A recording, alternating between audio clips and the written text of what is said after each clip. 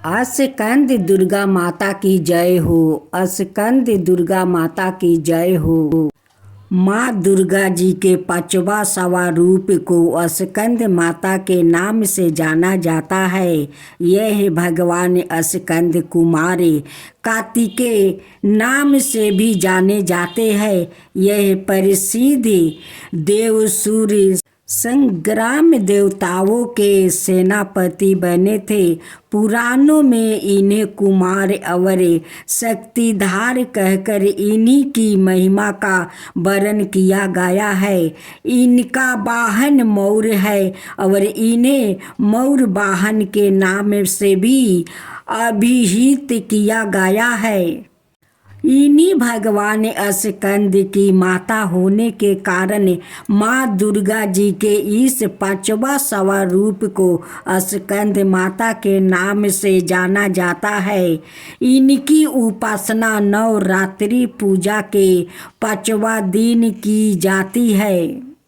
इस दिन साधक का मन विशुद्ध चक्र में आवासित होता है। इनके विग्रह में भगवान स्कंद जी बाल रूप में इनकी गोद में बैठे होते हैं। स्कंद मातु सवा रूपनी देवी की 4 भुजाएं हैं।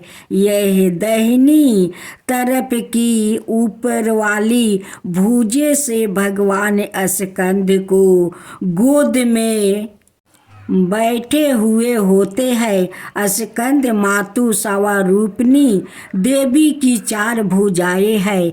यह दाहिनी तरफ की ऊपरी वाली भुजा से भगवान स्कंद को गोद में पकड़े हुए है और दाहिनी तरफ की नीचे वाली भुजा जो ऊपरी वाली की ओर उठी हुए है उसमें कमल पुष्पा है। बाईं तरफ की ऊपरी वाली भुजा बर मुद्रा में और नीचे वाली भुजा जो ऊपरी की ओर उठी है उसमें भी कमल पुष्पा ली हुई है। इनका वर्ण पुरंत शुभ है। यह कमल के आसन पर विराजमान रहती है। इसी कारण से इन्हें पद्मासन देवी भी कहा जाता है। सिंह भी इनका वाहन है। नवरात्रि पूजन के 5वां दिन का शास्त्रों में पुष्कल महताब बताया गया है। इस चक्र में आवासित मन वाले साधक की समस्त ब्रह्म क्रियाओं और चित्त विरतियों का लोप हो जाता है। वो विशुद्ध चैतन्य सवा रूप की ओर अग्रसर हो रहा होता है। उसका मन समस्त लौकिक संसारिक मायाविक बंधनों से विमुख होकर पद्मासन माँ स्कंद माता के सवा रूप में पूर्णतः तल्लीन होता है। इस समय साधक को पूर्ण सावधानी के साथ उपासना की ओर अग्रसर होना चाहिए। उसे अपनी समस्त ध्यान वृत्तियों को एकाग्र रखते हुए साधना के पथ पर आगे बढ़ना चाहिए। माँ स्कंद माता की उपासना से भक्त की समस्त इच्छाएं पूर्ण हो जाती है। इस मृत्यु लोक में ही उसे परम शांति और सुख का अनुभव होने लगता है।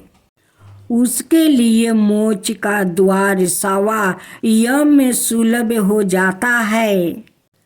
स्कंद माता की उपासना से बाल रूप स्कंद भगवान की उपासना भी सवाय यम हो जाती है।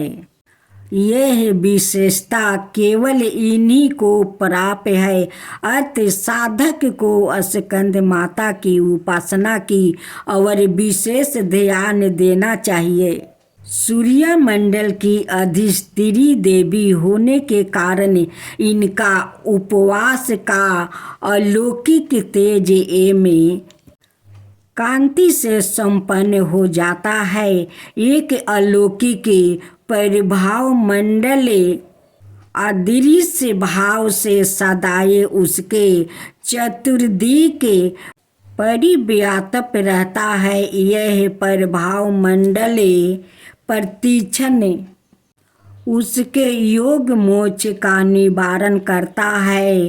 अतः हमें एकाग्र भाव से मन को पवित्र राख कर माँ की शरण में आने का प्रयत्न करना चाहिए।